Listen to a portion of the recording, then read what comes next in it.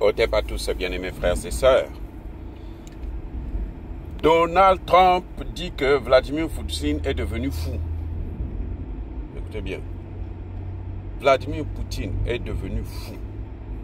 Comment ça? Oui, il est devenu fou parce qu'il est en train de bombarder, envoyer des obus, des missiles, des bombes en Ukraine et ça tue des gens. Qu'est-ce qui lui arrive? Ça, c'est Trump qui parle, hein, c'est pas moi. Qu'est-ce qui lui arrive? Il n'est pas sérieux, il n'est pas normal, ce garçon. Ce monsieur-là, je ne sais pas ce qui lui a pris ces derniers temps. Il est en train de bombarder. Très bien. Vladimir Poutine est en train de bombarder en Ukraine. Ok? C'est un fait. Vladimir Poutine bombarde en Ukraine. Que fait Trump au Yémen? C'est-à-dire que ces gens-là, ce sont des bandits. Les Occidentaux, là, ce sont des bandits. Les amis, que fait Trump au Yémen? En ce net moment. Les Américains bombardent le Yémen. Question. Est-ce que la sécurité des États-Unis est menacée par le Yémen?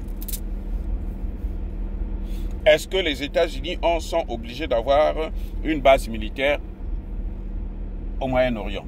Plusieurs centaines de bases militaires au Moyen-Orient. Est-ce que ils sont obligés d'avoir ça? Qui a donné aux États-Unis le droit d'être le gendarme du monde?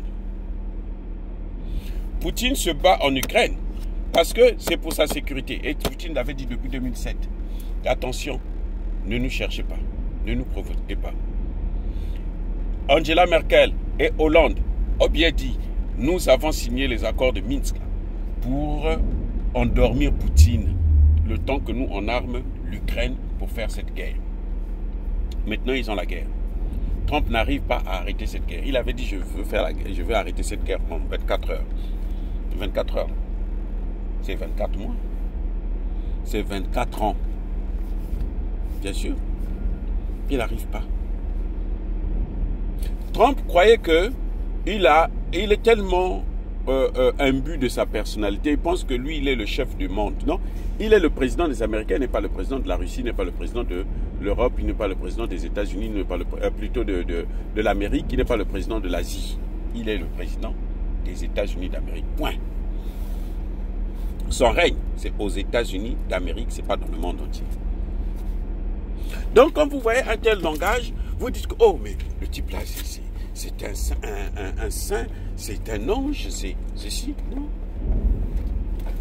Pendant ce temps-là, au moment où on est en train de parler là, en Palestine là, c'est-à-dire que là où Poutine a envoyé 300 bombes, missiles, 300 bombes, missiles et, comment vous les appelez là?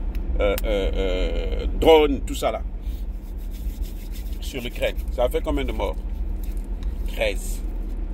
Vous pensez que c'est quelqu'un qui veut vraiment massacrer les Ukrainiens et puis il va envoyer, il va frapper comme ça là pour faire 5 morts, 13 morts, 10 morts.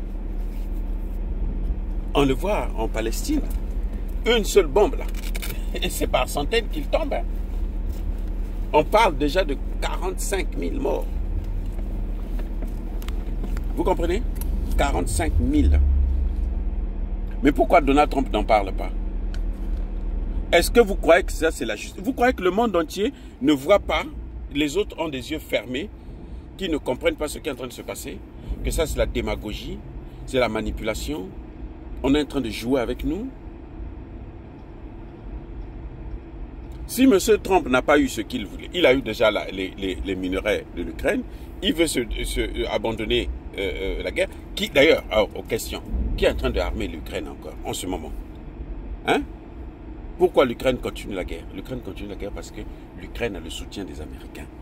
Si l'Ukraine n'avait pas le soutien des Américains, cette guerre serait déjà arrêtée. Parce que les Européens n'ont pas les moyens pour faire vraiment la guerre comme il se doit. Ils n'ont pas les moyens. Ils n'ont pas d'armée, ils n'ont plus d'armée, les amis. C'est un fait. Donc, vous voyez, je tenais quand même à souligner ce fait-là, que quand vous entendez Trump dire que Poutine est devenu fou, Mais en fait, il se moque de lui-même. C'est l'hôpital qui se moque de la charité. Ah oui. L'hôpital qui se moque de la charité. Monsieur Trump ne peut pas critiquer Poutine, dire que Poutine est fou, alors que lui va faire des guerres là où il n'a aucun danger pour lui. Dans le Sahel, le Mali, le Burkina, le Niger en sont une menace pour les États-Unis. La Côte d'Ivoire est une menace pour les États-Unis. Oh non, on va lutter contre le terrorisme parce que le terror, ils sont depuis la Côte d'Ivoire, ils vont frapper les États-Unis. Vous avez déjà vu ça? Vous avez déjà vu ça? Qui va écouter des salades comme ça là? On dit ça à qui? Eh bien, il faut être LCI européen pour qu'on puisse accepter des choses pareilles. Mais les gens sérieux n'accepteront pas ça. Les amis, soyez bénis.